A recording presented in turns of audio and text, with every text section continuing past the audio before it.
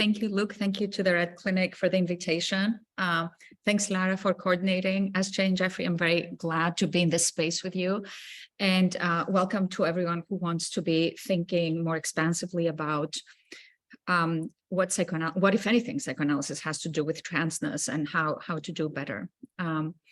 So today I want to offer a set of thoughts that are drawn from the book that Luke just mentioned, co-authored with her Anne Pellegrini, Gender Without Identity. To what we've tried to do in this book is intervene in current debates over transness and queerness within psychoanalysis, but also in the larger culture. So the kind of like background context for this book is that on the one hand, we have the born this way argument, namely that some people are just born trans or born queer, just like other people were just born cis or born straight. And that is kind of like the explicitly progressive position, right? Of course, no psychoanalyst explicitly espouses a born this way position. The way that we do it in our field is by leaning on the underlying assumption among gender affirming clinicians that there is something that we have come to call core gender identity, which I think masquerades a bunch of things that I want to talk about today and which I think is very problematic. On the other hand, we encounter what Anne and I have come to describe as the warped this way position, namely the idea that trans and queer individuals have deviated from the correct path of straightness and of cisness because of trauma, because of the wrong kind of social influence. If you go to the wrong bars, have the wrong teacher, go to the wrong internet sites, to kind of like make a reference to our OGD here, because of bad parenting and so on. The bad parenting thing is especially popular in psychoanalysis.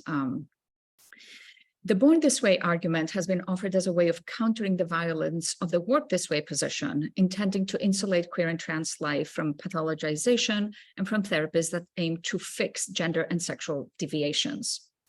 The onslaught of the anti-LGBTQ legislation that is now sweeping through the US, with more than 500 anti-LGBTQ bills introduced so far this year. And we know that this is also happening in the UK and Australia. And the very powerful homo-transphobic trends within psychotherapeutic fields, especially within psychoanalysis, can make it feel now more than ever that the only viable option for clinicians who do not see queer and trans patients as pathological is to double down on the born this way rhetoric, to insist that there is some true, authentic sense of one's gender that the clinician then supports on the basis of that innateness or authenticity. To insist that trans experience reflects, or non-binary experiences reflect, some core and immutable part of the self, and that what we need to do is just give ground to that. Now, this is especially true regarding trans kids whose very existence is challenged by today's anti-trans clinical activism, and I would urge all of us to start thinking and perhaps even adopting that term, that we're not just dealing with critiques or certain kinds of positions vis-a-vis transness, but that there's a very powerful anti-trans clinical activist strand right now, especially within psychoanalysis. And those of you who have been following what happened with the Tavistock kind of like can see how what is offering itself as a protection of children is, of course, its own activist rhetoric. A commonly cited proof of this activism is the idea that childhood transness is a symptom of trauma. If children think they're trans, this logic goes, this is a mistake. And the mistaken self-understanding arises because trauma has warped their connection with their true gender, which is understood as being marked by their genitals and assigned at birth, which of course, as we all know, is presumed to be already cis and binary. What such young people need, these clinicians argue, is not transition care or affirmation, but therapeutic attention to treat the trauma and to address their vulnerability to social contagion in order to correct their gender. Am I speaking too fast? No? Okay, all right. Please interrupt me. This is not just a transphobic perspective, which it certainly is. It is also a perspective that is traumatophobic. And what I mean by traumatophobia is it treats trauma as creating only harm and only danger, as opposed to seeing how trauma can be the kind of like the starting point for a variety of different possibilities. And we can talk more about that concept in the Q&A if it's of interest. These views license lawmakers to pass bills that deny possibilities for life and pleasure to trans youth, and do so in the name of protecting trans kids from themselves. So, for example, the recent anti-trans law in Montana was audaciously and euphemistically named the Youth Health Protection Act.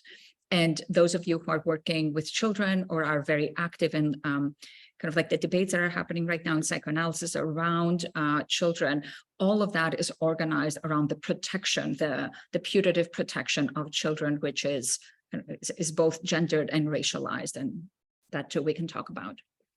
So I am speaking to you today as an analyst with extensive experience with trans and queer patients, and as somebody who vociferously opposes the suppression of trans life, and I am myself a member of the queer community. But perhaps surprisingly, I am not so quick to deny that trauma may have a share in how individuals come to experience their gender. And in fact, my own work with trans children and adults has led me to a surprising and even counterintuitive observation that sometimes transness, far from being a symptom of trauma, can emerge from trauma. Emphasis on sometimes and on can. And this is not specific to transness either. All gender is to some degree shaped by trauma, including cis femininities and cis masculinities. And we can also talk about that in the Q&A. Said differently, gender is the outcome of how trauma forces the psyche to respond, all gender, which means that the psyche has to innovate and to invent. And this innovation is what we refer to as self-theorization, although I want to emphasize that self-theorization is not something that issues from a pre-existing self, not the work of a willful subject that selects from a neoliberal tableau of gender options. Rather, self-theorization is how subjectivity becomes constituted in the first place. So self-theorization is not only not a conscious process, but as I, through Laplanche, use this term, it arises as a response to being breached by the other, by being invaded by the other's otherness, and that is an ontological condition. And it is driven by the exigency of the unconscious. It is driven, that is, by forces that are beyond one's conscious control, that issue from a perch that the ego does not command. So perhaps trauma, but no to the idea that the ego selects, that we select our gender as a way of avoiding this or avoiding that, which is the rhetoric that is right now very prominent in some psychoanalytic circles. Self-theorizations, to put it succinctly, are not produced from the self, from a centered self. They are psychic secretions of the self. Now, if the connection I am suggesting, that trauma may be swirled into how one may become queer sexually or gender-wise, if that connection is taken by some to equate to saying that queer life is somehow broken or in need of repair, this is a misinterpretation that comes not only from institutional and cultural homotransphobia, but also, very importantly, and this is the theoretical piece that I want to emphasize, it comes from the unevenly restricted ways in which trauma is thought through within psychoanalysis, including the restrictions that some psychoanalysis is placing on which subjects and which traumata we have been able to think capaciously about. So, for example, there are so many conversations within psychoanalysis about how cis people acquire that consistency and the texture of their gender. We have like so much that we have said in our field about identification, about processes of mourning, refusal, about all kinds of things that get swirled into one's gender. We just don't do it in order to change cis people's gender. And it is that resource of psychic complexity that I think we are very belatedly needing to also bring into our conversations about transness. So personally, and I say this both personally as a queer person, but also personally as a clinician, I am just tired of born this way arguments. I am tired and find extremely unproductive the notion of a core gender identity and the blackmail it springs from, namely that any other accounting of trans existence will endanger, will definitionally endanger trans people. There is a dire need for psychoanalytic ideas that do not capitulate to the notion that the only way to counter to the pathologizing of gender complexity is by imagining it to be innate. Nor is it humane to regard variant genders and sexualities without the resource of psychic complexity that is so routinely afforded to normative subjects. So I want to urge those of us perhaps who are in this room, those of us who are working expansively with queer and trans subjects, to let go of imagining innateness as the queer party line. Not only have these arguments failed to protect queer and trans people from violence and discrimination, they're also ethically short-sighted, because at the end of the day, it doesn't matter how anyone became trans or queer, because there's nothing wrong with being queer or trans. From a psychoanalytic perspective, they're also oversimplified and clinically naive. So acquiescing to the notion of core gender identity ensnares us into impoverished conversations about the complexity of queer and trans life and into pitifully inadequate clinical praxis. It also impoverishes our capacity to appreciate the strange psychic agency, the queer psychic agency that becoming trans and becoming non-binary may entail. Now, I say that this agency is strange because it is not willful and because it does not issue from a centered self. It is autonomous in a psychoanalytic sense, which means that it is always already allocentric. To be clear, again, this is not the agency of the neoliberal sense, as if subjects can just choose how they translate their gender, but rather, my investment is in frameworks that refuse the born this way notions of trans experience in order to show that what gives gender its intrapsychic grip, the reason why it comes to feel like it's your own, whatever your gender may be, cis, trans, or otherwise, is the fact that it proceeds from the subject's own autopoietic process. It is that makes one gender feels one's own, even as gender is always stitched from materials that are not of one's own creations.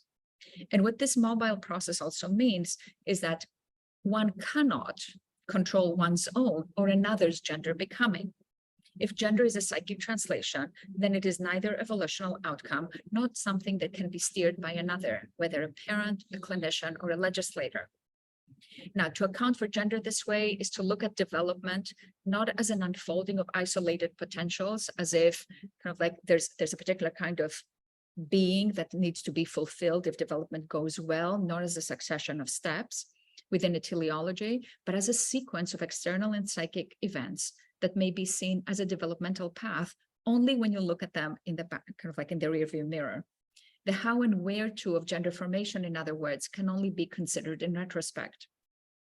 If there is no final destination to gender, then we may arrive to our gender not once and for all, but over and over again. For some individuals, gender can shift more than once across the lifespan. This makes trying to predict whether a patient will regret their transition an impossibility. And as clinicians, we have to accept that we do not have the special skill of prophesizing the patient's future. And for the same reason, I believe that it is more accurate to speak not of detransitioning, which is a term that has also acquired a lot of political, has been nested in a lot of political pressure to suppress trans medical interventions, as if the patient were returning to an earlier and true gender, but as retransitioning. If gender is a matter of self-theorizing and not something that is core and true, it becomes possible then to imagine that trauma can inflect gender experience without implying that this amounts to a distortion of something authentic, as conversion therapies do. In other words, we have to push back against the assumption that gender is immune to trauma, or that gender, in order to be healthy, is uncontaminated by the other's intrusion, by adult intervention, or even by the emotional debris of intergenerational pressure. Traumatic incursion is always at work in all gender becoming. As long as the subject is able to modify what was handed down to them intergenerationally, and to forge out of these inheritances their own gender translations, gender is not pathology. To say this differently, no gender is unspoiled by trauma. Contemporary controversies over gender diversity, both within and without psychoanalysis, can force psychoanalytic theories to retreat to cliches or to fearfully cling to simple, sometimes seemingly safer narratives. But what we need, if we're going to remain relevant and if we're going to promote and uphold queer flourishing, is to venture into deeper thinking that can weather and contain the complexity of human life. Thus, I advocate for abandoning thinking about development. I argue for thinking about development dynamically without falling into developmentalism. to attend to development without tracking an expected progressively maturational sequence. This kind of development is decidedly not about where things are heading or about where things went off course so that somebody may intervene and course correct, nor does it mean identified where psychic life got bent out of shape so that it may be straightened out. It is about fostering spaces for thinking about the evolving dynamic dimensions of how patients, children, and also adults change over time to come to their own idiosyncratic gender translations.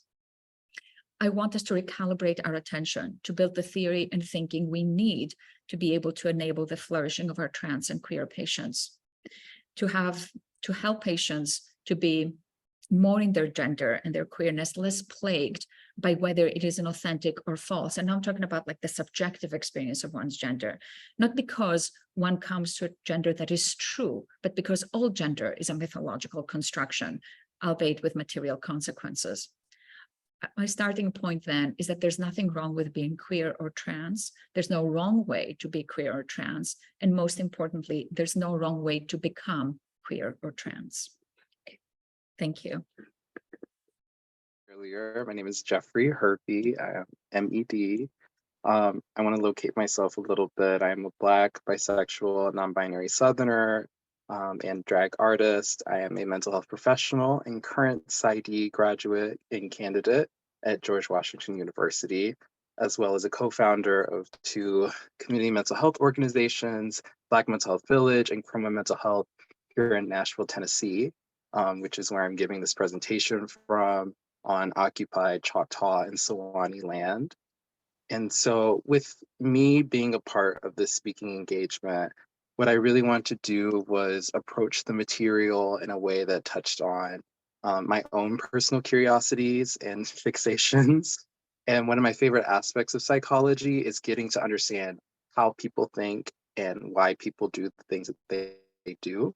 And I believe that it would be clinically useful and creatively challenging for me to investigate the psychodynamic mechanisms at play when a person engages in transphobia. So I've created for us all, what's the T?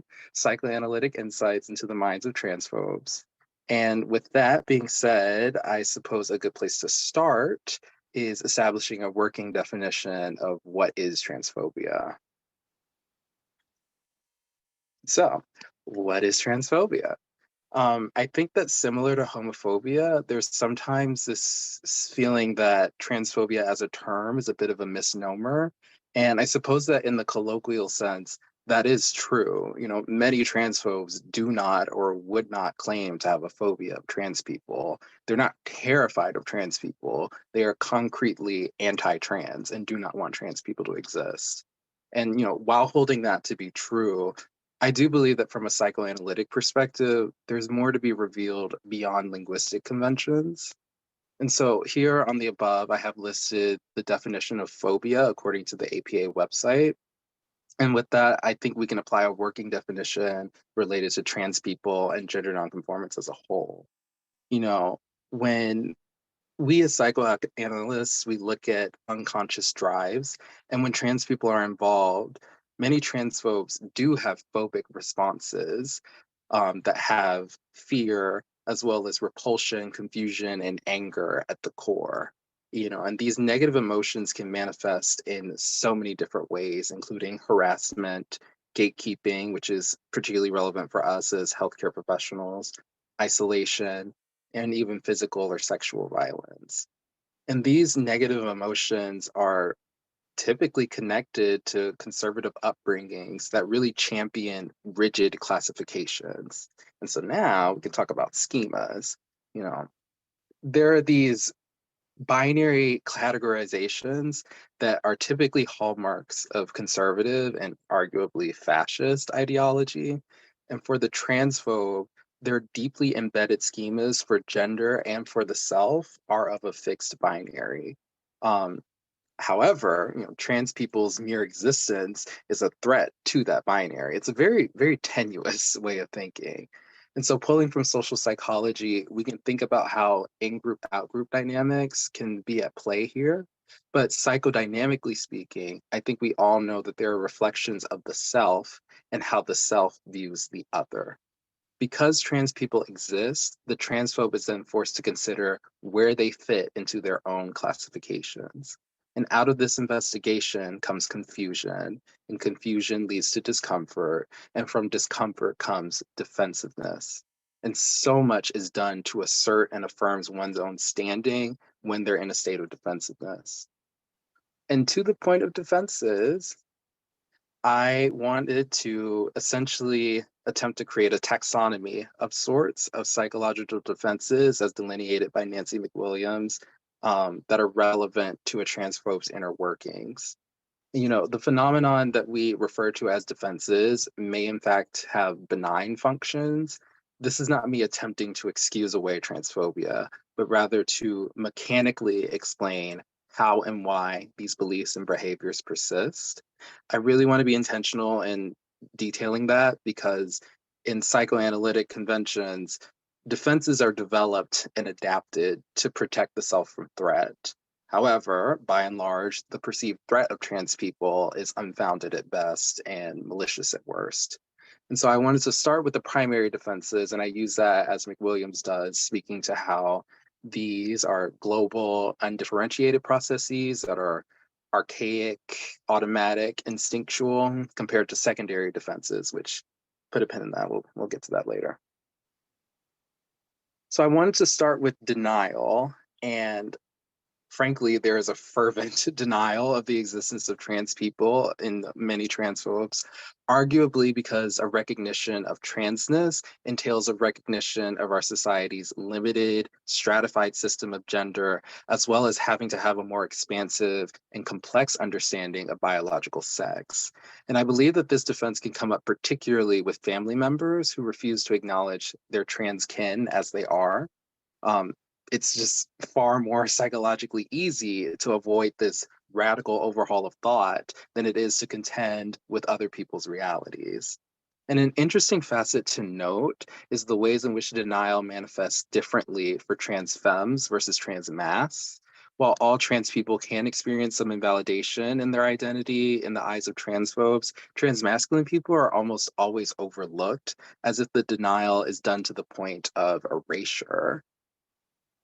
And so moving on from denial, I also wanted to identify splitting or splitting of the ego. Many social theorists have identified, again, in-group, out-group thinking that underlies bigotry. And in the case of trans people, transphobes have created a boogeyman of sorts out of trans people, and we hear it in the rhetoric and the terms that they use to describe trans people. The gender ideologues, the woke mob, the predators. I think groomers is the word of the day, and we'll put a pin in that. We'll come back to that too. And so this really echoes the rigid binary that transphobes cling to, that gender is either man or woman, and there is this dichotomy of traditional normal gender and dangerous gender variance. And I think the quote below really spells out for us how attractive it is for any unhappy group to develop a sense of a clearly evil enemy. And if you take it from me, I think transphobes are a very unhappy group. And so they do need a clearly evil enemy. And again, to think comprehensively, splitting also occurs in how transphobes respond to trans femmes versus trans mascs. It's particularly telling how transphobic concerns have a common refrain of predatory man in a dress entering women's spaces in regards to trans women, whereas trans men, if they're acknowledged at all, are frequently looked at as lost, wayward women. And I think it's important to think back to what we previously discussed about conservative schemas and how that can affect this difference in reception and treatment. So now we're going on to projection, which that's a big one. I believe that projection manifests in two ways amongst transphobes. Firstly, in that the undifferentiated transphobe universalizes their own inner experience and believes that how they navigate spaces and their body and their gender identity is mirror to all others. And that, if I'm being charitable, which I am chronically charitable, can be done out of ignorance. But I think the more pernicious form of projection that transphobes engage in is assigning negative parts of self onto the projected party. As many of us have observed over the past year, we now have gone post dog whistle as it relates to queer and trans people. The rhetoric of grooming is casually wielded against queer and trans people as a smear, when in reality, there is countless evidence detailing the actual grooming and violence conducted by conservatives.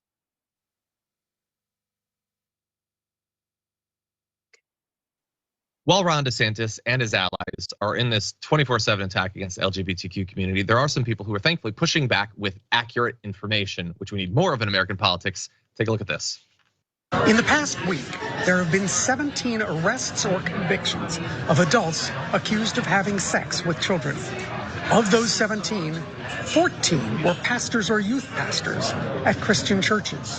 One was the husband of a youth pastor. One, a police officer. None were drag queens. And so this was Kristen Browdy, and I apologize for not putting a content warning of sexual violence. She is a barred trans lawyer and advocate that started this TikTok series in February, highlighting the hashtag not a drag queen phenomenon, which speaks to the overwhelming amount of Christian pastors or conservative authorities committing heinous abuses against children, none of whom being hashtag a drag queen, the target of the day, which I think is a conservative conflation of drag artists and trans people, despite there being some overlap. And I think that, this idea that hashtag not a drag queen gets at is also reflected in another sort of online mantra that's gone quite viral here in this meme on the right. Every Republican accusation is a confession. Proof is in the pudding a little bit. While Ron DeSantis and his allies I played it again, my bad. And so again, following up to this idea of projection, I think that we can't talk about transphobia without talking about TERFs. And here I have an excerpt, and for those who aren't familiar, TERF is an acronym for Trans Exclusionary Radical Feminists. I have an excerpt of the writings of Mother TERF, J.K. Rowling, right here. And I think that she is a very interesting case study in the sense that the projection of one's difficult journey with womanhood that TERFs can often do, projecting onto another person's journey with trans masculinity. J.K. Rowling suggesting that had she grown up today in the contemporary world, that she would have considered transitioning because she hated the status of girl. I want to illuminate how a specific subsection of transphobes, TERFs, or gender criticals, as they like to call themselves, tend to repress and redirect their own dismay at their gender socialization towards trans femmes while displacing their own journeys onto trans mass. And we'll come back to TERFs. I also wanted to touch upon projective identification as well, which I know is less of a defense that is done on the subject, but rather how a projected upon subject internalizes said projections. I think the best way to encapsulate this is that transphobia as projective identification is a self-fulfilling prophecy.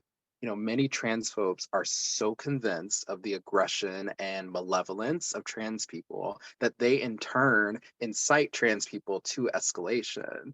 Even the terminology used to reference trans people online, like a condescending hun, or the acronyms TIM or TIF standing for trans-identified males or trans-identified females. These words are antagonistic by design. And any understandable emotional human response by trans people is treated as evidence against trans people's validity or safety. And the insidious nature of this is that it allows transphobes a means of causing harm while alleviating themselves of having any wrongdoing. And so now that I went over the primary defenses, I also think that it's important to consider the secondary defenses, which are a bit more, a higher level and sophisticated, starting with moralization. And again, I think moralization is arguably a refined version of splitting, in which an individual is able to dress up their rigid absolutism with moral justification. We frequently see in transphobes this really repugnant mixture of condescension and martyrdom when referring to trans people. In the minds of a transphobe, they are doing a duty through their bigotry that is morally justifiable in the face of immoralism. And this moralization of transphobia, I will admit, naturally occurs in religious contexts, but I don't believe it's exclusively so. And this is a bit of a Jeffrey hot take that we will see on this slide here: faith, science, and bigotry. So I personally am not one of the opinion that faith or religiosity is inherently conservative or bigoted. I believe that faith is a vehicle for thought. And so obviously there's great historical and contemporary precedent for how religion can be a vehicle for bigotry. And while I don't believe that that's intrinsically the case, there is plenty of evidence for how moralism, conservatism, and faith can be quite an effective concoction. Whereas with science, I believe is similar to faith, another vehicle that can be used for ideology. And while this may look similar to like the defense of intellectualizing, many transphobes ground their opposition to trans people purely on the basis of science rather than faith. In their eyes, trans people go against the natural biological order, which is leverage for an internal moralization process. And this is especially true given how many science-based transphobes have a limited understanding of biology that do not reflect experts in the field. Like, let's be serious, these people don't read. They don't know what they're talking about. And so moving on from moralization, I also wanted to talk about compartmentalization. And again, pulling that pin on TERFs, I think this and the next defense that I will go over are particularly relevant for women who have internalized transphobic beliefs. I think transphobes across the board tend to rely upon biological essentialism when discussing gender, that being that gender and sex are contingent upon one another and that sex is biologically innate and fixed and whatnot. However, I think there's a particular level of higher order defense when TERFs are involved. Many TERFs or gender criticals, they claim this feminist desire to be seen as more than just birthing vessels, fodder for reproduction. But in turn, they then align with that reductive logic to exclude trans femmes and invalidate trans mass. There's this cyclical reasoning of women are women because women have children. And TERFs regurgitate the same reductionism from conservative misogynists by reducing womanhood to physiology and child rearing, while also pushing back against that same rhetoric from conservatives and men. And so I've actually included a quote here in the center from Andrea Dworkin, who I typically don't go up for second wave feminists. I think some of them had some very strange ideas, but they did know how to put words together. And I think her book, Right Wing Women, which is where this quote is from, is a very piercing exploration of how and why conservative women politically align with their oppressors. And I have another meme that I think illustrates this quite well. I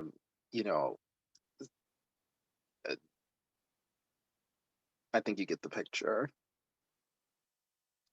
And so lastly, the final defense that I want to go over is the defense of displacement, specifically that of unconscious drives related to transness and gender as a whole. Again, going along with the pin of TERFs and internalized transphobia from women, I think defensiveness from women who have had to struggle with not identifying with traditional or normative femininity and having that struggle as part of their journey, they view trans people as perceived reinforcement of oppressive gender stereotypes. And furthermore, I think there's this idea that trans women have experienced or been socialized as men, meaning that they have not suffered the same trials or at least the same misogyny in the same way. And so seeing that trans women are still experiencing male privilege, either in the past or in the present, there is this idea that the experiential components of womanhood regarding safety or precariousness, it feels sacred to a lot of women. And I think, unfortunately, the nuanced and complicated truth is that this is ultimately a displacement of their own frustrations. They're very valid frustrations at patriarchy, and they have displaced this onto inappropriate targets who are also victimized by the same system, if not more so. It's not just patriarchy, it's cis heteropatriarchy, right? And so I want to again refer back to Nancy McWilliams, and I pulled an excerpt from her own writings here, you know, with her description of displacement and how it connects back to our previous discussion of phobias at the beginning. You know, if a person has a pattern of displaced, fearful preoccupations in many aspects of his or her life, we consider the person's character to be phobic. And I think it's very important for us psychologists and the field as a whole to be proactively informed about these subjects. As we know, clients bring with them a whole laundry list of traits and aspects that make them who they are. And sometimes a transphobia is one of those things, whether they're cisgender or otherwise. You know, there are psychological and social components to self that we as psychologists can speak to in addressing transphobia. And moreover, as clinicians, we have opportunities both within and outside of the therapy space to make direct interventions towards the very real, very dangerous presence of transphobia. You know, socio-political realities and psychosocial dynamics permeate in our training and our work so often. And I know for myself as a Black queer person, engaging with transphobia in a client would be quite a hurdle. And so I hope that this talk could help provide some starting ground or tools for other people who wish to practice ethically and judiciously. And to that end, I've also included some further questions to ponder along with what we've discussed here. You know, what level of functioning and personality organization are transphobes at? Does it vary? You know, what is significant to us about the different ways transphobia is directed towards or experienced by trans femmes and trans mascs, or towards non-binary people or gender non-conforming people as a whole? What are the ways that we can accurately and appropriately discuss transphobia as an aspect of coloniality? What are the ways we can apply these thoughts clinically for our trans clients and for our transphobic clients? And how can we apply this knowledge as mental health professionals outside of the therapy space? And so all of this that I've just gone over, I could not have done without the people listed here. Thank you all so much, both those in my acknowledgements and all of you here in this space listening to all of this. And I hope that it was good for you, because it was really good for me. On this theme of sort of thinking towards trans life and thinking about transphobia in psychoanalysis, you know, it made me think of a few different quotes from different people that I admire quite a bit. One is from an interview that Toni Morrison did in 1992, and she said, "My feeling is that white people have a very, very serious problem, and they should start thinking about it, what they can do about it. Take me out of it," which unfortunately I feel like we don't have the luxury, right, to like not be involved, right? But we wish we could just, you know, leave it to people to figure it out. And also think about like, what does psychoanalysis have to offer, and you know, does it have something to offer trans folks, and how can we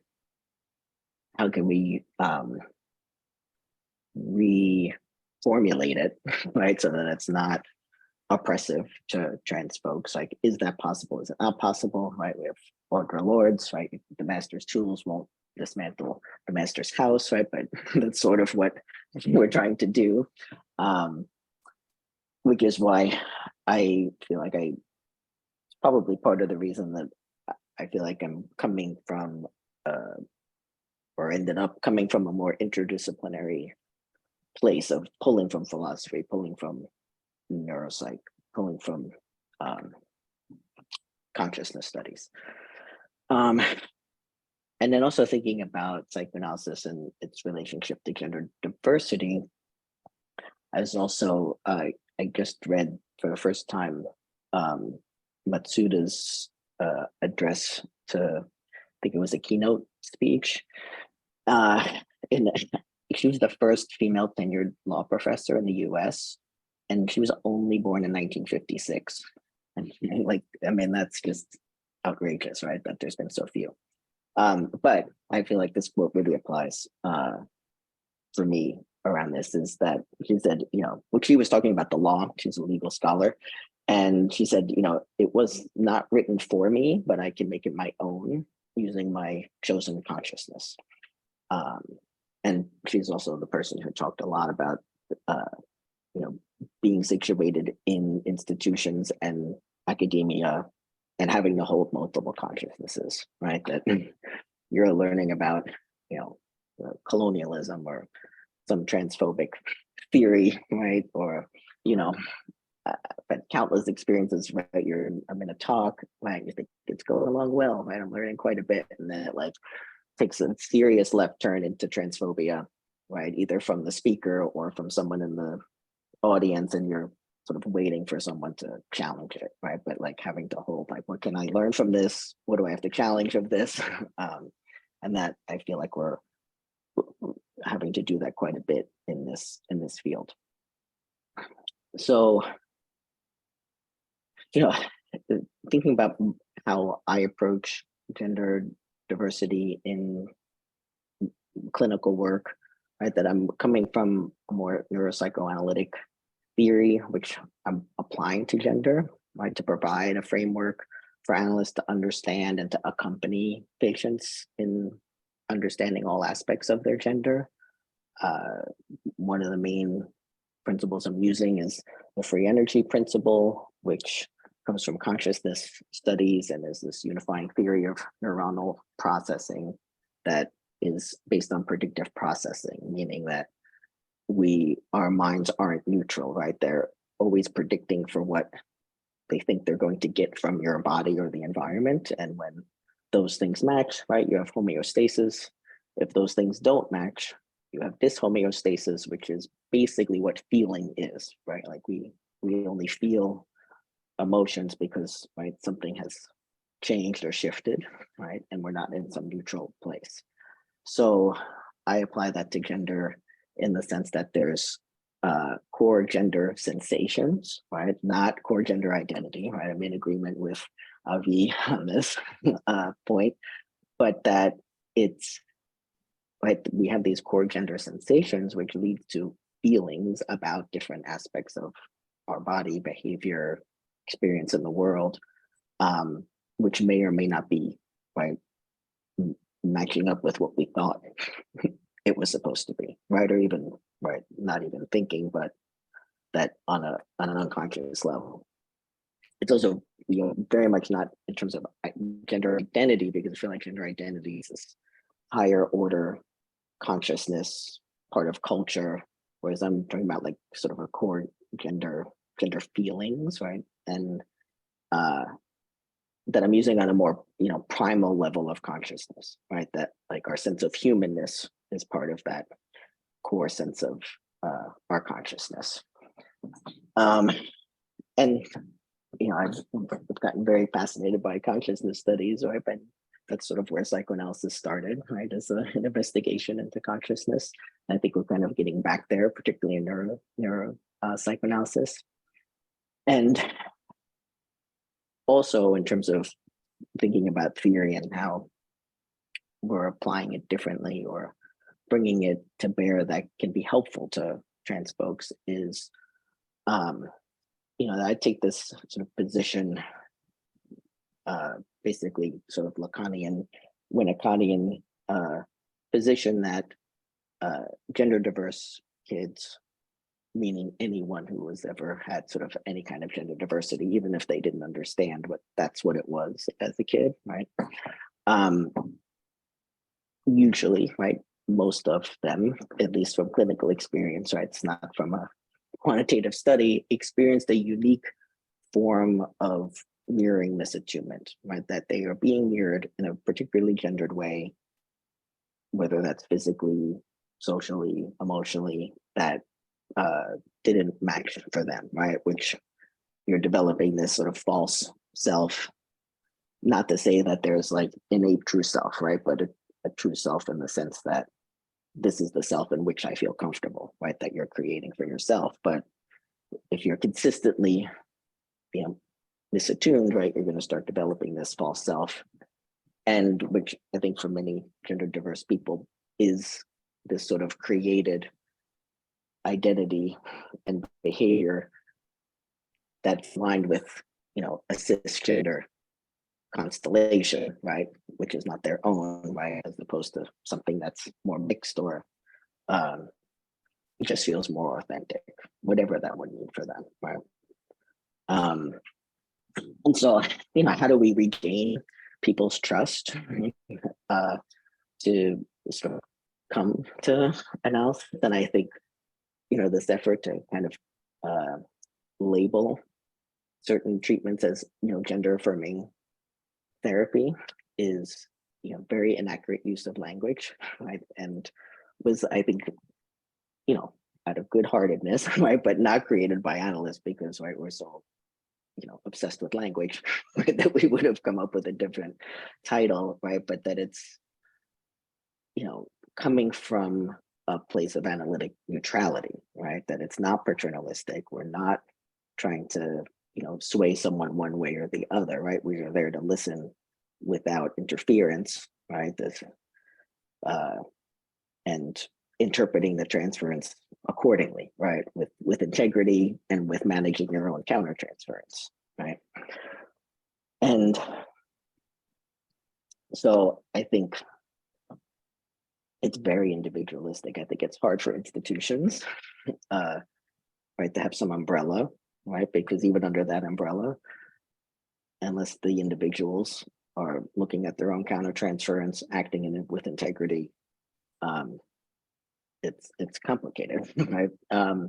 And that I know Avi has had this experience, right? But, you know, being invited to write certain articles and, you know, speaking a certain truth about gender and psychoanalysis and then being disinvited from those same people who invited you because they, in the aftermath, didn't appreciate what you said. So, you know, I think we're still in a complicated place around that. And, you know, if we're coming from an analytically neutral place, right, that we're not coming from a place of that we're treating people towards normalcy, right? I mean, the McKenzie Wark quote of, right, the cis body is not normal, it's just common, right? But that the goal of the treatment is not towards normalcy, but towards freedom, right? A certain sense of, you know, self-actualized freedom. And I know that in McKenzie's work, she was saying about, right, one of the things that psychoanalysis could do would be providing free letters, right, for anyone who need one for gender affirming care. I think that's definitely, certainly things individual analysts could do, but definitely institutions help try to create a program at one institute to provide low and free letters. But I guess more specifically, I think there's a certain brand of analysts who their own patients they won't write letters for, which because they feel like that will interfere with the analytic treatment. But I feel like that is not, it's not a fair position because patients can't opt out of the WPATH standards of care. So it's really a very privileged place to say, well, I'm not going to provide, I don't believe in letters, so I'm not going to provide them, but your patients don't have the same luxury. So I feel like it's kind of an abandonment, especially if someone thought it was part of the package. But I do think, you know, theoretically, right, there's ways to apply our theories and clinical work in a way that's, right, helpful to all people, right? And so why not trans people too? However, right, that this idea of how do we help folks who maybe have complicated feelings about their own gender or gender in general to be able to create, you know, a substantive co-created analysis with the patient that maybe the analyst doesn't understand the person's gender, which is not required, right? Like, because it's not that you're ordaining someone's gender, right? You're there to listen. And that our role is in making meaning of emotion and feeling, right? That's what I feel like a main goal of analysis is, right? Particularly through language, right? Using language, that's our main tool.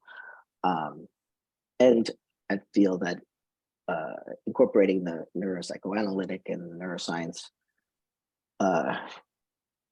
theories and understanding it incorporates the body more as well, and in a I feel in a gender neutral way, right? And it's a way that I feel like I've been able to apply those theories to gender, right? Because they're not taking a stance on gender, and that certainly for some gender diverse people, right, their body is not complicated for them in some way, or is as much a part of their gender that they're thinking about, but usually something's in there, right? We all have bodies we're carrying around, so we all probably have some complicated feelings about them. And I think that the multi-dimensional theorizing and clinical approaches and thoughtfulness of neuropsychoanalysis will be useful to folks. And I also think that psychoanalysis does have something to offer in terms of approach, because, right, like we're the first ones to start talking about phobias, right? So we have a particular, core understanding of phobia, and that it being a manifestation of something symbolic, right? And therefore, right, it being the analyst's problem, not the patient's problem. It only becomes the patient's problem, right? Obviously, when the analyst starts to infect their interventions with patients, right? And I just in my last sort of 5 minutes, wanted to pull in, since we used a McKenzie Wark in the advertisement, wanted to pull some things from her old work, Hacker Manifesto.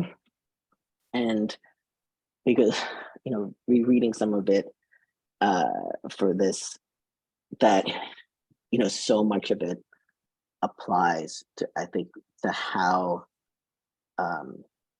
sort of trans folks have existed in the world, in a sense that book was written and before, this idea of like hackers hacking something new out of the old, right? And that the hacker's desires for knowledge and not education. The hacker comes into being through pure liberty of knowledge in and of itself, is the quote. And I was thinking about how, is it, I feel, right, that it's maybe more advantageous, because it's more how I practice, that, folks of trans experience, right, being educated, right, doing sort of CBT or other kinds of more, I guess, concrete focused therapy, is really not towards, is actually sort of towards the production of gender binary in a sense, right? Whereas analysis is really towards freedom of and knowledge of oneself that's individualized, right? And it's hopefully not imposing some sort of concrete education.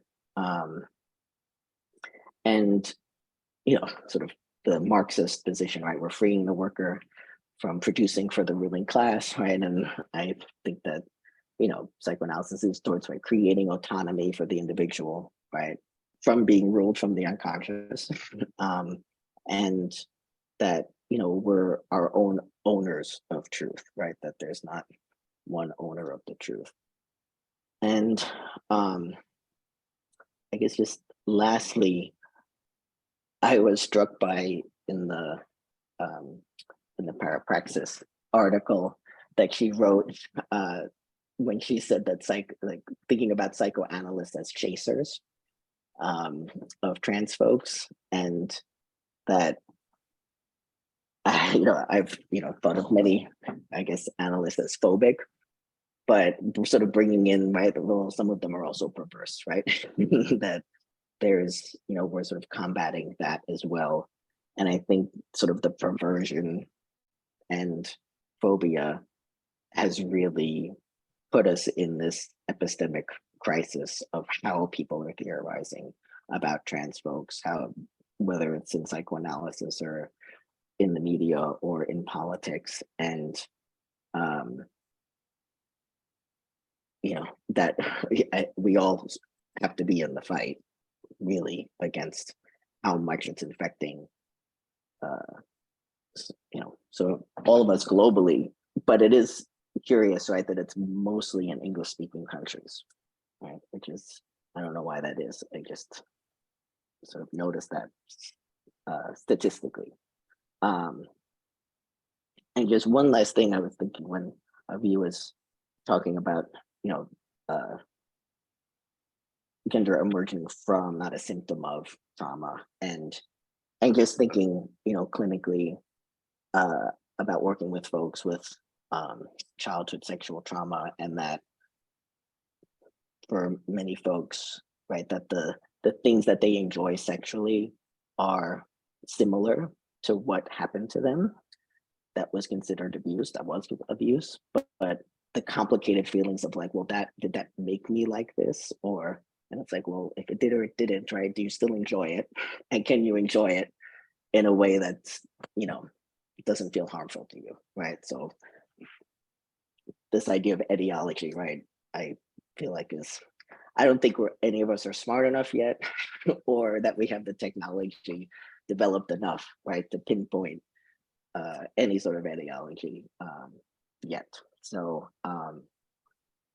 and one last thing I was thinking when Jeffrey was speaking about this sort of overlap of science and religion in the Venn diagram, and I love Venn diagrams, that it was curious to me how I was thinking of, like, in consciousness studies, like there's a big consciousness studies conference, and it's neuroscientists and anesthesiologists and all these folks in the hard sciences, and there's a whole section of folks from religion, mostly Eastern religion, from panpsychism, from non-dualism, and that they're all talking together about what consciousness means, right? And so it just made me think that, yeah, you were onto something there.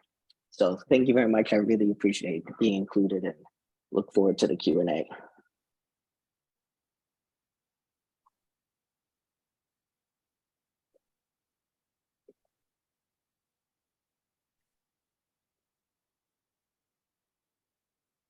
Thank you so much, everybody. My name is Lara Shiha, and I'll be just the discussant and sort of easing along our conversation. So I won't be long in my comments, even though there's so much to take up here. So in the time that I'm speaking, if anybody has questions that you'd prefer I read, you can DM me those or put them into the chat. Otherwise, we'll be using the raise hand function. But again, just an introduction. لارا شيحة أهلا وسهلا بالجميع وأنا مبسوطة كتير فيكم.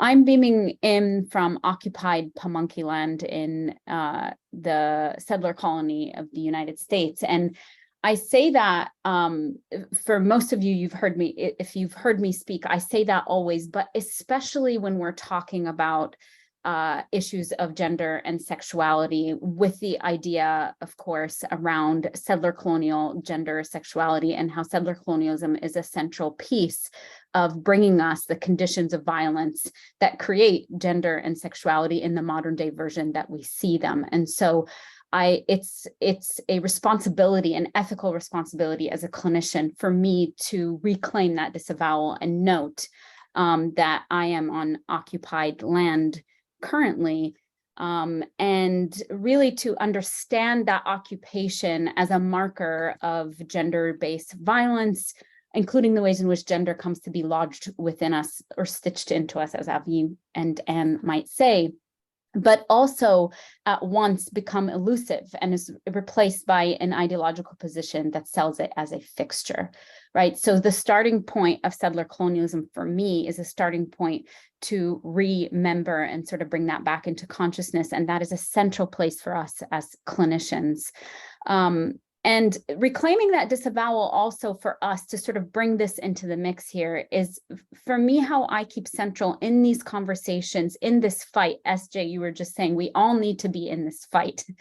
To really centralize that is to think about how the conditions of capitalism, imperialism, and colonialism, settler colonialism, are intimately involved in these conversations. So when we're talking about legislation that takes up and threatens trans life and trans futures, especially in the context of the United States, for me, that cannot be disconnected from the settler colonial violence of the United States, from its imperialist reach, from its late stage capitalism, and the conditions of real suffering that it causes on an everyday basis. And trans life and trans issues become a central piece of that. That's a starting point for me as an ethical imperative of our solidarity work as clinicians, not to be separated from the clinical work that we do, that our speakers today are sort of also bringing into awareness.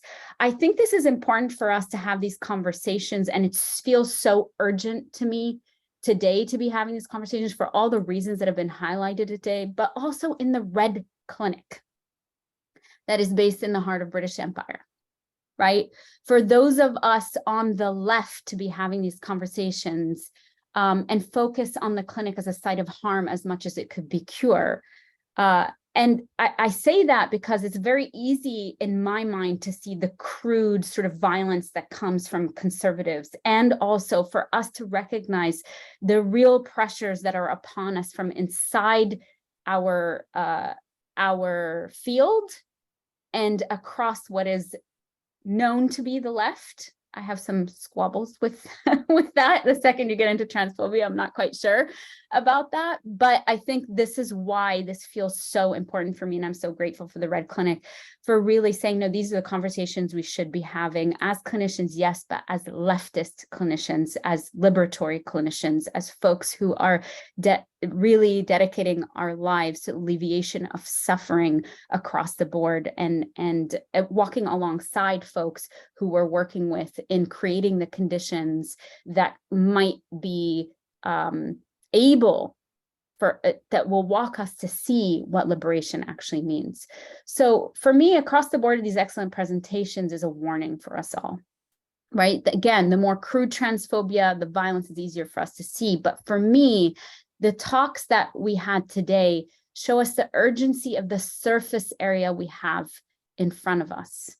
The need for us as clinicians, especially, to be alert for the fascist creep that is regularized around certain talking points, and that becomes the entry point of quote unquote cultural wars that are happening, and which mainstream psychoanalysis right now has always been, but especially now intimately colluding with.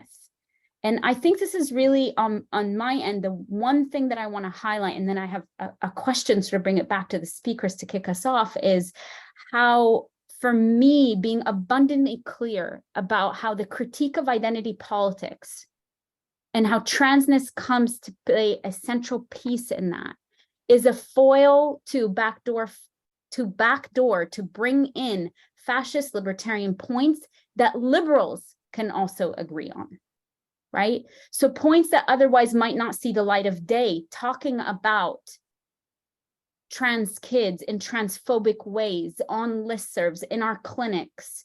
These are the way that sort of these fascist talking points are backdoored into our spaces in a way and in a register that also liberals are joining forces with fascists or transphobes. And this is, for me, the real staying point and the question that I sort of want to bring forward for all of us, because for me, these are also the points that stabilize power, they stabilize whiteness, they stabilize cisness in a particular way, and more importantly and more urgently, it's a space for organizing and collaborations between fascists and liberals around these issues. And this is what keeps me up at night. This is what I'm most concerned about when I'm thinking about issues of trans life, particularly. So to all of you our speakers, as we sort of kick this off, what are the giveaways for thinking here in our clinical spaces? What are the giveaways for you from your own particular location, how you're thinking about this? What are the giveaways that this is happening, this being this regularization of a register of transphobia as guised in help, empathy, warmth, protection? You've mentioned, all of you mentioned this in some ways. What are our giveaways as clinicians, whether that's in the conversations we're having, in the theorizing that's happening on the listservs? We all know where this happens. What are the giveaways? Particularly, I'm thinking about this for the audience who also might be experiencing this in different spaces that they are in professionally or personally, but might not have the language to distill it. For example, Avi, how do you hear the blackmailing? What does that sound like, right? Because for me, it feels like it can hide really quickly. Or for Jeffrey, the texture of the defenses you're speaking about, or SJ, the warning signs that something is happening. And I'm thinking like neuropsychoanalytically in the body, what is the warning sign that something is happening? And that is what our pressure point is if we're going to join the struggle. What is it that we're actually needing to pay attention to that is happening for us to have a blueprint around this?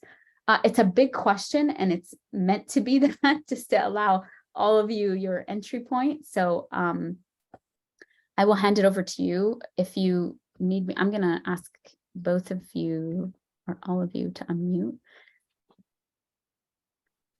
Well, I mean, I guess I was last. I'll jump in first. What I thought immediately when you said that was, thinking about when I'm, like going to a presentation, and then there's that moment where like your stomach just like drops because you heard something, and maybe you're not even quite sure how to understand it, but you sort of know it's wrong, right? Like there's something wrong about it.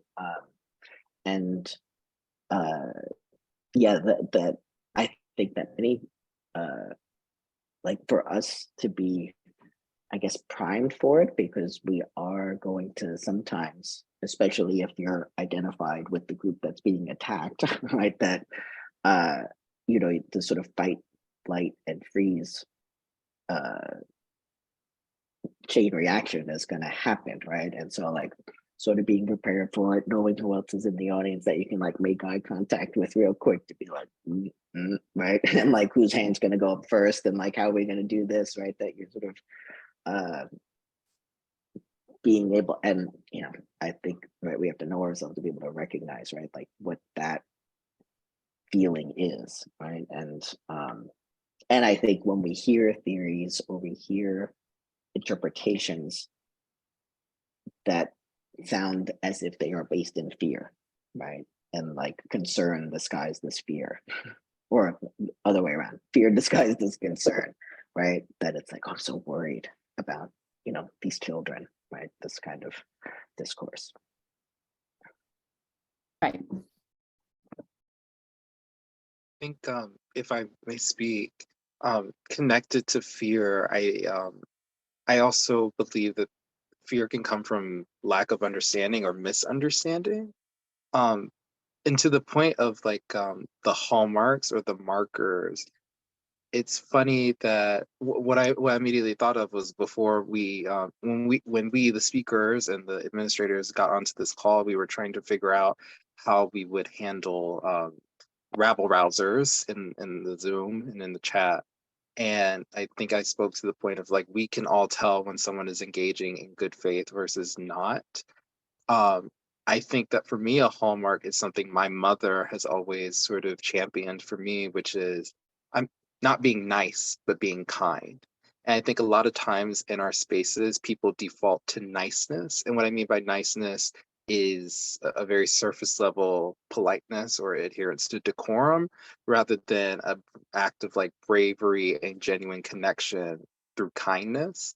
What I would imagine in a lot of spaces is that people, analysts, find themselves defaulting to niceness when engaging with trans people or the idea of gender variance, rather than kindness. And I think in kindness, there is room for a lack of understanding that can be met with bravery. Whereas with niceness, I think it's a lack of understanding that gets comfort and fear. I don't know if that was coherent, but that was the words that came to me. Yes, I'll jump in. I wanted to kind of like start from somewhere else and loop it to your question, Lara.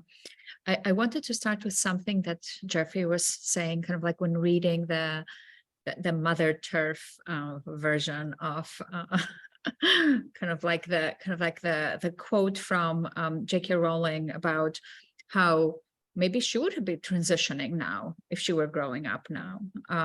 And this is actually something that a psychoanalyst has written about his own experience. Roberto D'Angelo has said in print, talking about a case of somebody who he understands as a detransitioner and who end up detransitioning and has a lot of feelings about how they came to transition.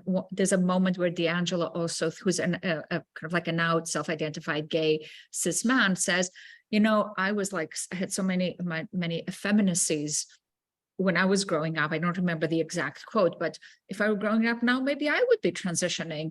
But he doesn't say that in the expansive word, because I think there's a couple of different ways to hear that comment, right?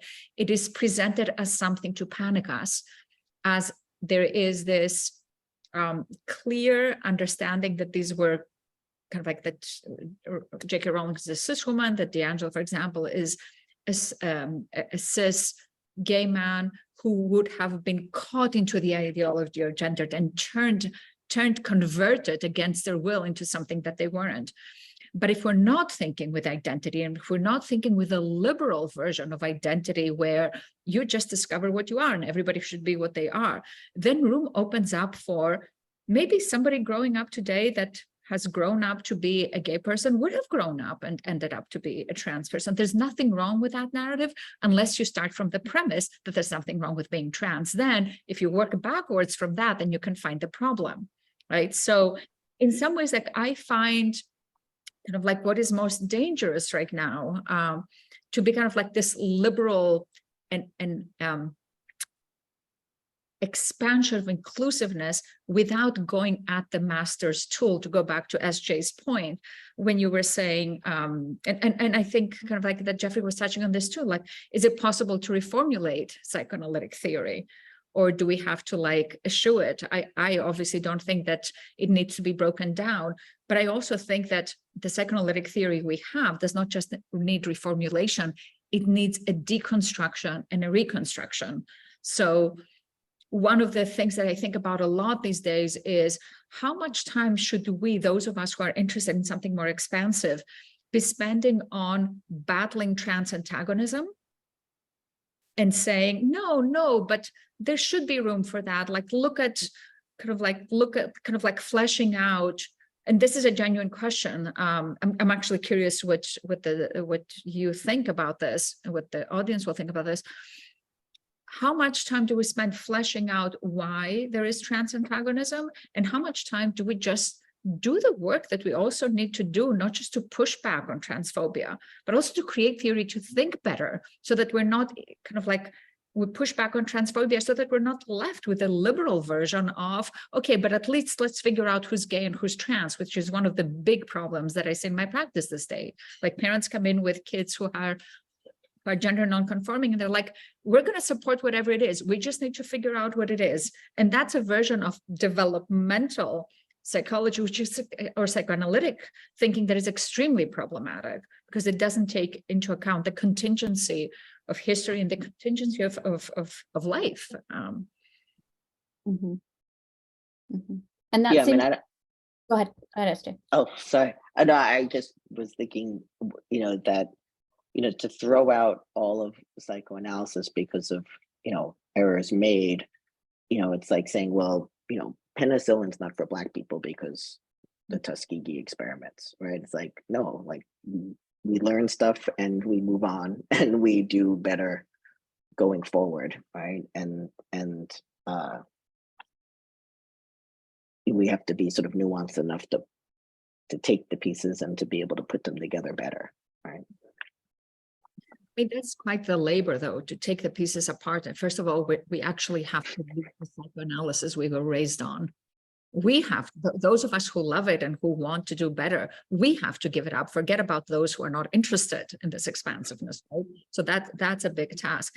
And the other piece, which both of you touched on, and I just wanted to also foreground, is the way in which gender has become disaggregated from the sexual, as if kind of like this rhetoric that we need to, that gender is who you go to bed as, whereas sex is who you go to bed with, kind of like this, kind of like separating it out, I think has done its own damage in psychoanalytic thinking about what gender is, as if gender is this identity thing. There's nothing libidinal. I think that your point, SJ, about phobia and the reverse of it, philia, like the chaser, the Wark comment on chaser, or what you were saying, Jeffrey, about phobia. I mean, in some way, phobia is also the photographic negative of obsession, of excitement, of libidinal engagement. So kind of like, where is the libidinal in thinking about transness and gender non-conforming experience? Mm-hmm. I want to follow on to that track. I think I'm feeling called to it because of my experience as a sex educator. I do think it's strange how I think in a lot of conservative thought and rhetoric to the topic of gender variance and trans people as it relates to sex, it's always in a very malicious and violent sort of way. But we also get, to your point, desexualized. You know, the idea of like sex as an act and sexuality is left out, I think partially because, at least in the States, which is what I can speak to, sex is just not discussed. We've made some strides in a lot of ways, but we still are not quite there to talk about sex, period, especially let alone for a marginalized group like trans people and gender nonconforming people.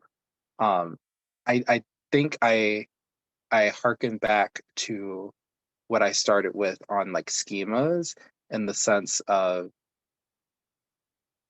how you view how the other is viewed is a reflection on how you see yourself.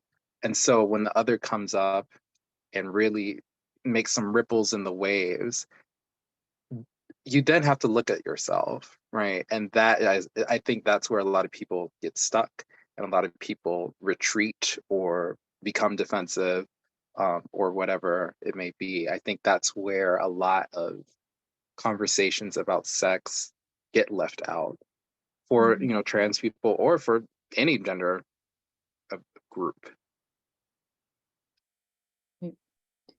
I think you're starting to speak to, and we have questions in the chat, and then people are starting to put their hands up. So I was saying that it feels like you all are starting to talk also about the ways that defanging, depoliticizing, sanitizing trans and queer life is one way, if I'm going to think about the language of blackmailing or forcing us into positions that are false choices, right? To preserve folks against violence. And the bottom line that we're talking about, especially under fascism, is that that's not protecting us or folks against violence, particularly if we're not talking about the conditions of that. And the depoliticization, the sanitization of all of it is a violence in and of itself, right? There's a collapse, there's a sort of roboticization of being.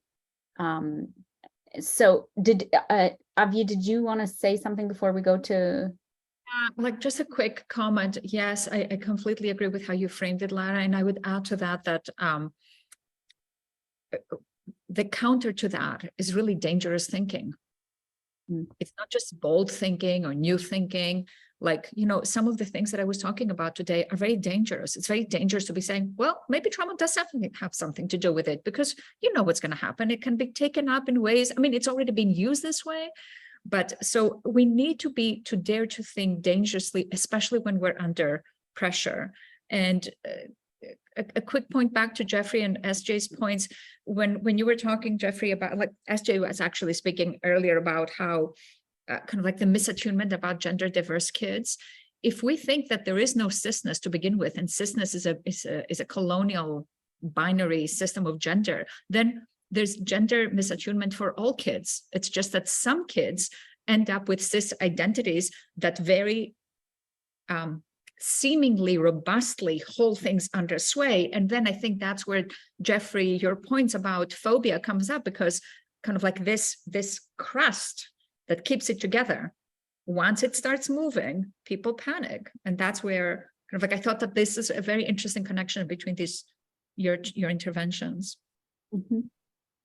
Just one quick thing about sort of sex and gender, and I guess less in terms of psychoanalytic thinking, but in terms of just the history of trans health, in that it's really only since the mid-90s that your sexual orientation wasn't taken into account on whether or not you were allowed to get certain interventions, or allowed to even get hormones, or allowed to sort of transition.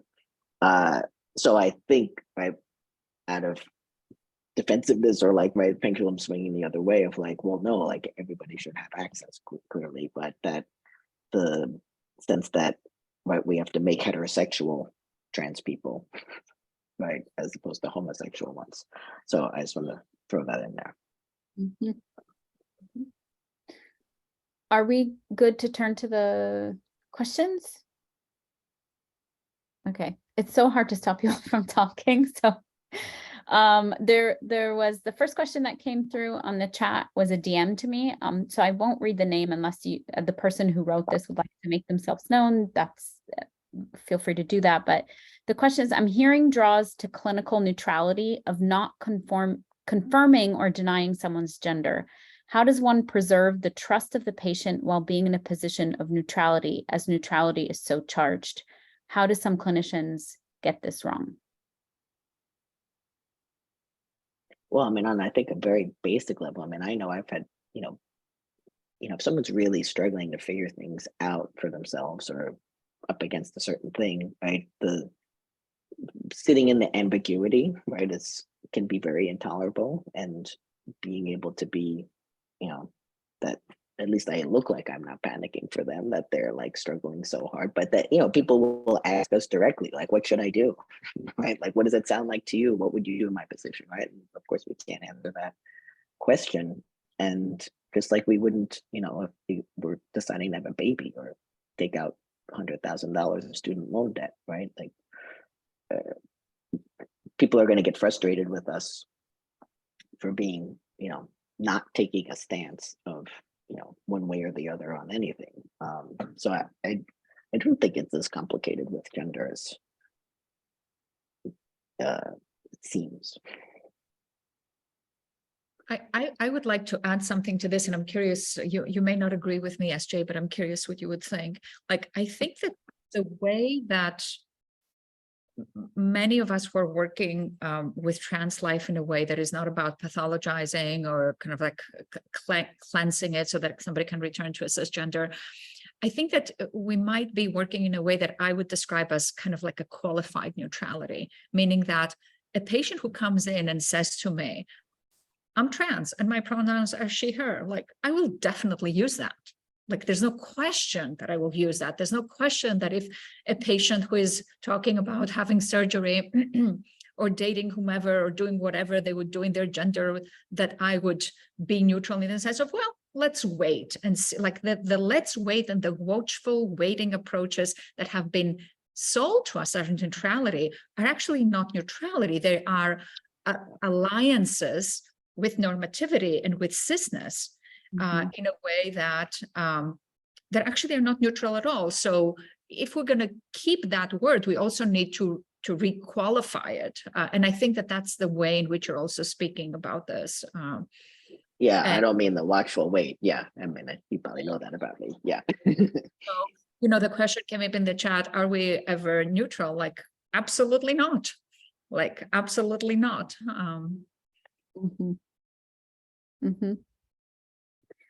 I'm going to toggle between the chat and then folks who have their hands up just to get a wide range of folks. So Jasmine, you are up next. I'm just going to ask you to unmute. Hi, folks. Thank you so much for this. I guess this is a question for Avgi, but really anyone. So I so appreciate the intention of kind of undoing the Born This Way mythology and full full admission, this could be me just wanting to, unconsciously push back. But I truly ask this question in good faith. Like, how would you respond to then, okay, like, it's not born this way, but we're making sense out of the external signifiers and the enigmas that are implanted into us? How would you respond to the idea that, well, you were born with the psychic structure that would formulate the enigmas that way?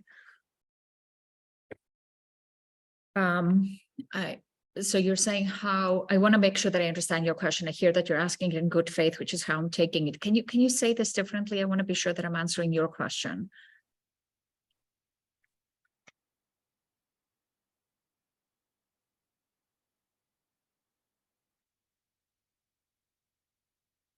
I have to find them again. Can you just put your hand up? Yeah, sorry. So that I can locate you. All right, there we go. Thank you. Sorry, so my thought was that my good faith devil's advocate argument is, let's say one is born with the psychic structure, which formulates any given enigmas or particular traumas in such a way.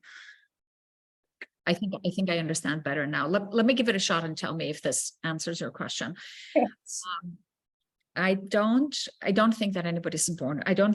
I work with a psychoanalytic model, a Planchian model that does not assume an inborn innate psychic structure or gender, for that matter. Part of what I talk about when I think about self-theorization is the creation of these structures by which we become a gender, we take our positions in the social world as having a race or as having kind of like a religion, that these are also psychic acquisitions. They're not just histories that we're born into in order for them to feel your own, in order for you to feel the race that you read as or that you come to identify with, or to find yourself moving, like to speak about race for a moment, like to be racialized by virtue of immigration, for example. Kind of like that's a very good kind of like way of understanding why none of these things are born into us, even though history has conditioned them and we cannot escape them at will, right? But if by virtue of immigration you become racialized, then you have to find some way of something about how you relate to that, based on those social interpolations. For that to come to feel true, something has to be structuralized into the self, or it may not. And then it's not structuralized, and then you have a relationship of resistance to it. And that, for example, happens with people who are kind of like born into cis worlds and do not structuralize the psyche in the way that they're interpolated, but resist it. So to me, like none of that is resist it psychically. I'm not talking about the resistance of like, I will not do that. I will not do what is asked of me. That usually follows rather than precedes the kind of like the pressure to identify or be one way or another. I'm realizing that I'm also making trying to make a really complicated argument without the space that it kind of like deserves. So, a lot of these ideas are kind of like fleshed out much more in the book. But I am talking about a kind of queer agency of coming into yourself, which is not about psychic structure. Really quickly, I'm also not trying to legislate how anybody tells the story of themselves. Like, people get to say, especially oppressed minorities, I have always been this way. Like, some people experience themselves as having always been gay or having always been trans. That's fine. There's nothing wrong with that. Though kind of like we can have a theory of how that happens if there's nothing internal to the self. This is about making room for more stories, not for telling anybody how to tell the stories of themselves, for more self-theorizations. Jeffrey, you were. Yes, if I may also respond, Jasmine, and I'm following on a similar track to Avgi's last point. Your question as a whole is taking me back to I went to a Lady Gaga concert last year with one of my best friends, and this friend of mine is a Gemini and very smart and also very opinionated. And he does not care. He has personally never cared for Born This Way rhetoric. to which we had a very eventful dialogue in the car driving back home. And what this finally amounted to is, to answer your question, I think that something being true, something being useful, and something being correct are like discrete things, you know. And so I think that going along with the thoughts and theory that Avgi is presenting to us, and I think that many people in various fields have also, you know, had similar thoughts related to Born This Way narratives. Whether or not it's true, whether or not it's correct, you know, that's neither here nor there. But if it's useful to you, then it's useful to you, and it is what it is. Mhm. All right. A DM question to me, and then we'll take a hand up. This is an open question for everybody. What conversations must psychoanalysts start or continue to have with folks from other disciplines about trans life? What is missing from the current dialogue?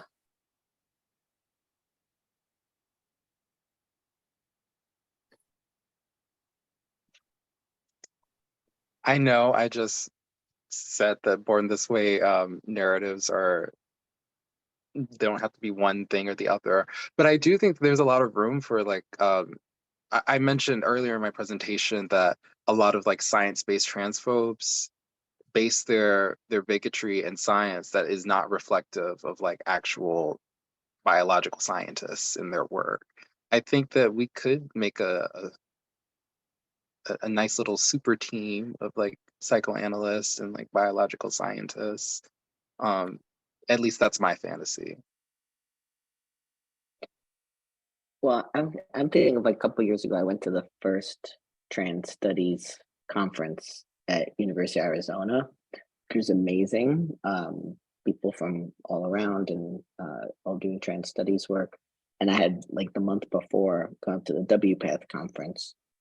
I think it was the one in Amsterdam or something. And it was me and like maybe two other people had been at both of those conferences, right? And so like the sort of theorizing and gender theory in the broadest sense isn't, you know, mostly being discussed, right, in sort of the medical spaces.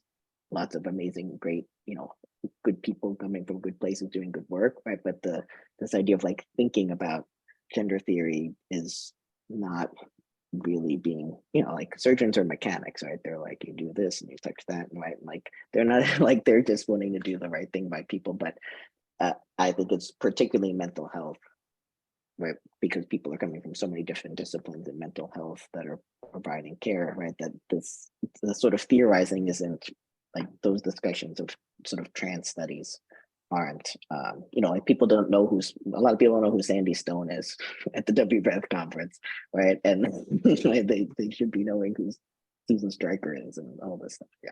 So I think that's one of the conversations that's not happening so much. Mm-hmm.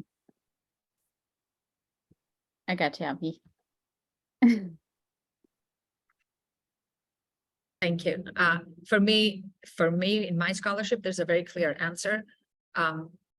Trans of color critique. Trans of color critique has so many resources that are so important. I believe that it is impossible, if not foolish, to be thinking gender without thinking race, especially because the binary gender system is a colonial system, and because I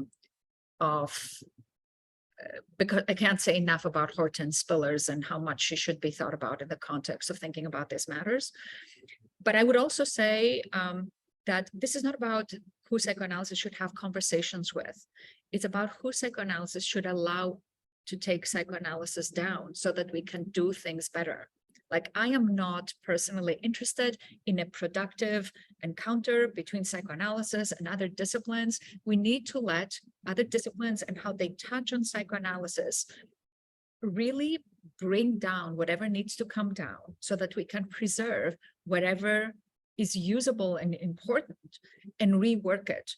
Because psychoanalysis has developed a very appropriative, if not cannibalizing, relationship with other fields, such that it appears that we're actually learning from other fields, but what we're doing really is like basically consuming other fields to remain relevant. And that's a huge problem.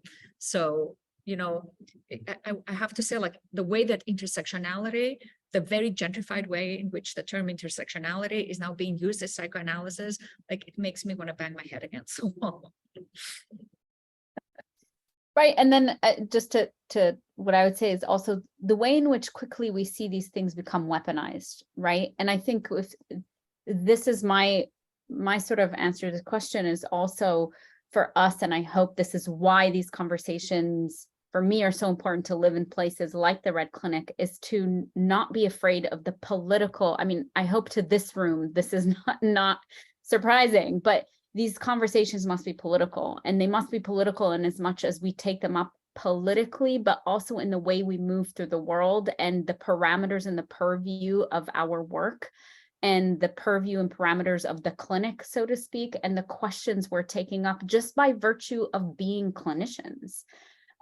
So, you know, Indigenous studies, if we're talking about settler colonialism as a question, Indigenous studies, or the coalitions we're making across solidarity struggles, right? It's not by chance that, and I've said this before, but I want to speak it here. It's not by chance that right now we're seeing the place where liberals and fascists meet is the intersection of transness and the intersection of Palestine, right? Palestinians and trans folks, radical trans folks who are political, all know this, right? And so it's upon us also, in what Avi is saying, what everybody's saying, is recognizing that these are the entry points and that our work is very political in terms of concretizing why it's important for us as clinicians, not as a sort of like, you know, side gig, but as a centerpiece to the work that we do. Right, Rowan, I hope I'm pronouncing that correctly. Thank you, and thank you to all the speakers. It's been really interesting.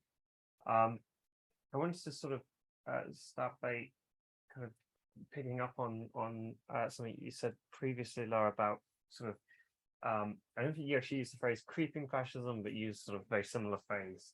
It's a phrase that I've seen used a lot in my political work and such, and I think it's a really important one right now. And I think on this issue, we've just sort of recently seen the Labour Party come out with their policies on transgender people after sort of keeping it under their hat for a while, although I don't think any trans people involved in politics is exactly surprised by how bad the Labour Party position is. And I think it's very indicative of what you've been talking about in terms of that marrying up of liberalism and fascistic politics. And it's a frustration to me that a lot of the left, when they're dealing with these trajectories towards fascism and towards transphobia and so on, tend to see it as a kind of process of a homogenization of the center right and the far right into one thing, whereas actually I think the process is actually percolates across the entirety of politics in our state capital, in our capitalist society. We're seeing everything from even the far left all the way to the moderate right adopting more and more fascistic talking points and become more and more suffused with fascist style ideologies and ways of thinking.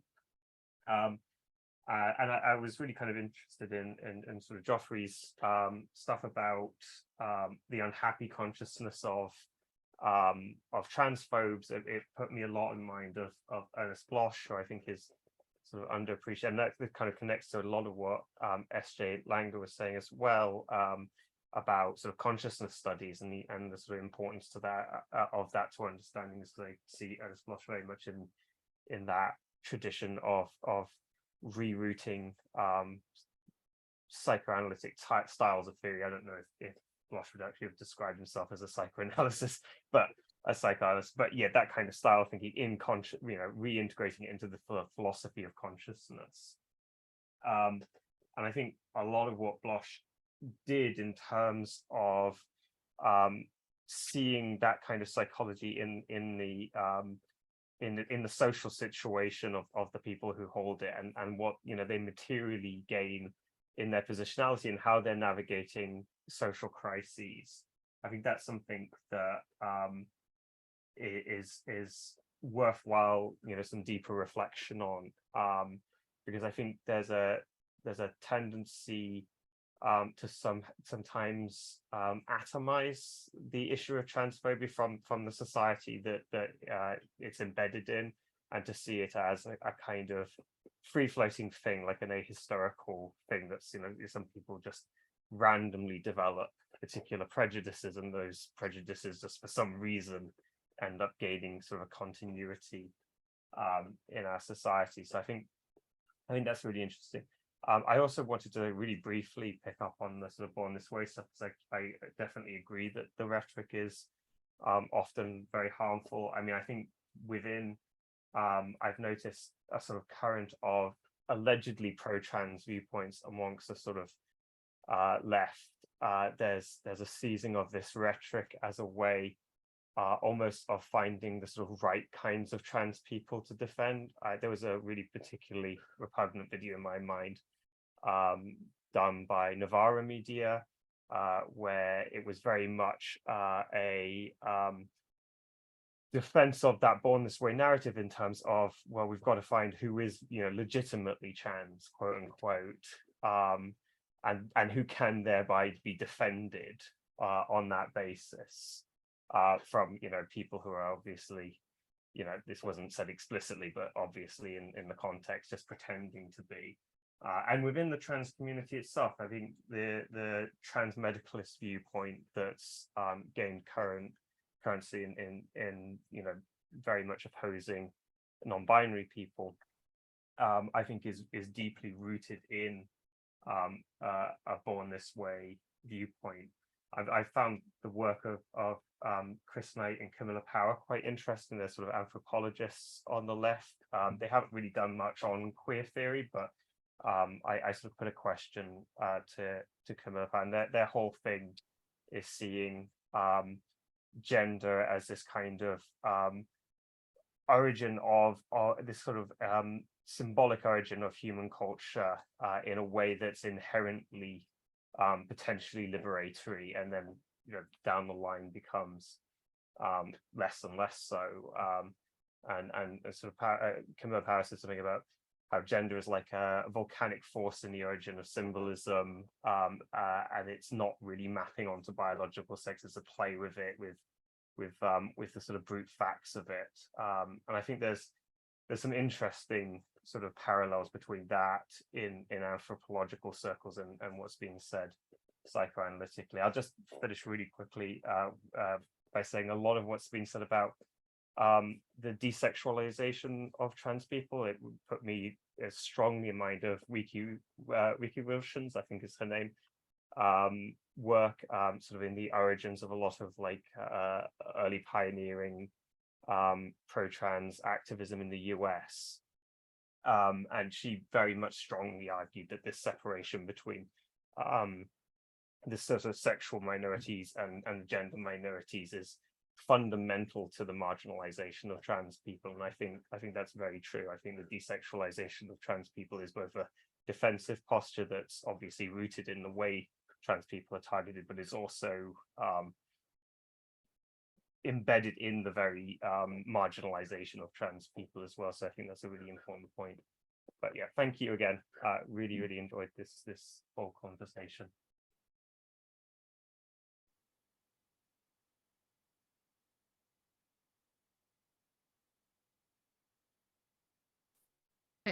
Can I quickly jump in? I agree with so much of what you were saying, Rowan. Thank you for your comments. I particularly wanted to pull one thread about kind of like what you were saying about the alliances between different kinds of oppressions, and to remind us all that kind of like this creeping up fascism doesn't have one form or one manifestation, and that power is mobile. And, you know, drawing on a very different example than transness, I wanted to say something that I realized just this weekend following the fires in Greece, which is that the rhetoric of denying climate change in the United States is used by the government to kind of like allow the kind of like the ongoing exploitation and destruction of the earth. In Greece, the same thing is done through a rhetoric of climate change. It's happening. We have no control. There's nothing we can do anymore. We might as well, like, there's no fighting natural catastrophes. And since we are too small of a country, and this has happened by the big countries, we might as well get more police than more firefighters. So kind of like this, you might think like, what does this have to do with anything? Like, these are two very different positions that share the same political infrastructure and look very different. And one can look like there's no denial of climate change in Greece. There isn't, but it's used to the same oppressive political end. So this is the way in which our hope that liberal approaches to transness can help us is also, I think, misplaced. We need things that are much more radical and that are attentive to the ways in which power gets folded into inclusivity and gets folded into the DEI initiatives and all of that.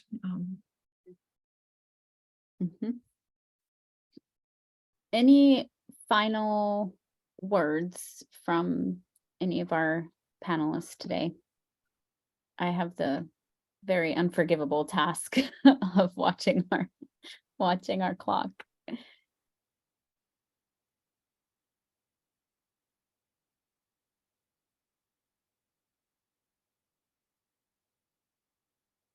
I can say something. I want to say something addressing clinicians.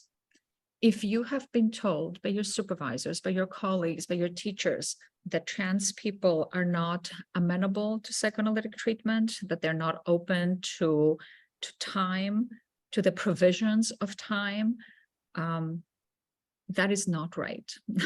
That is not right. Seek people who you trust to supervise you and to give you input and direction and readings on working expansively with trans folk. You don't have to give up psychoanalysis, but you also don't have to give up the ethics of diversity. Yeah, I was gonna say get supervision, right? And research who you're getting supervision with. And Mine is less clinical focus, but I would suggest investigating and supporting any trans mutual aid organizations in your area. I think larger nonprofits and organizations have great goals, but it is wonderful to have direct interventions, especially like direct material interventions for trans people.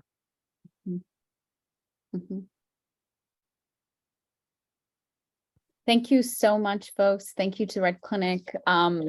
Luke, is there anything you'd like folks to know about where they can find further conversations like this? Part 2, The 3. recording. The recording, yes, we'll send the recording out to participants in the coming days. It'll be on YouTube. We are going to have more conversations on this topic, so I'll send details out in the coming weeks on that. The struggle continues, folks. Thank you so much. Slay. Bye-bye.